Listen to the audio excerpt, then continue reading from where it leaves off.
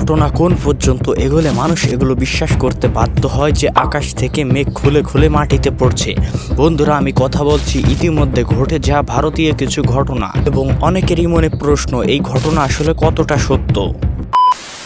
ভারতের মাটিতে আকাশ থেকে মেঘ পড়তেছে, এই ঘটনাটি একটা ভুল ব্যাখ্যার ফল।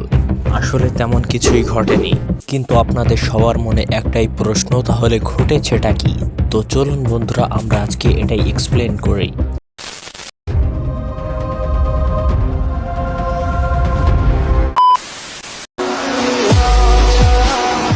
সম্প্রতি উত্তরপ্রদেশ কাটকা গ্রামে এমন একটি ভিডিও ভাইরাল হয়েছে ইতিমধ্যে, যেখানে দেখা যাচ্ছে যে এমন মনে হচ্ছে ভিডিওতে যে আকাশ থেকে মেঘ মাটিতে পড়ছে, কিন্তু আসলে বিষয়টা এমন না, ভিডিওটি ভিন্ন।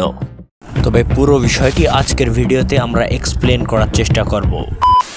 তো বন্ধুরা, তোমাদের সকলের কাছে ছোট একটা রিকোয়েস্ট, যদি এখনো চ্যানেলটা সাবস্ক্রাইব করে না থাকো এখনই সাবস্ক্রাইব করো, এবং ভিডিওতে এখনো লাইক না দিলে এখনই লাইক দাও।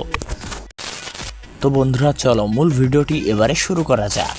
24 জুন নাগরা রাজস্থানে আরেকটি ঘটনা ঘটেছে।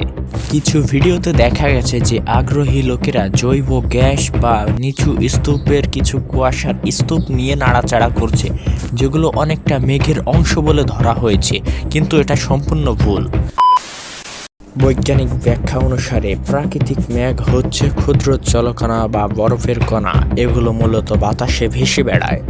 নিচু কুয়াশা বা ঘনীভূত জলীয় বাষ্প, এগুলো মাটির খুব কাছাকাছি তৈরি হতে পারে, কিন্তু সেটি কেবলমাত্র কুয়াশা। রাজস্থানের ঘটনাটি মূলত এমন, ওটি হতে পারে ভাপ বা গ্যাসের স্তর। ভারতের এই দেখা ঘটনাটি মূলত হচ্ছে নদীর ফেনা। আসলে মেঘ কখনোই এইভাবে মাটিতে তোলা হয়ে পড়তে পারে না, এটা খুবই জানা সত্য কথা বন্ধুরা। তো বন্ধুরা, ভিডিওটি আজকের মতন এ পর্যন্তই। ভিডিওটি যদি আপনার ভালো লেগে থাকে অবশ্যই ভিডিওতে লাইক করবেন, এবং চ্যানেলে নতুন হলে অবশ্যই চ্যানেলটি সাবস্ক্রাইব করে পাশেই থাকুন।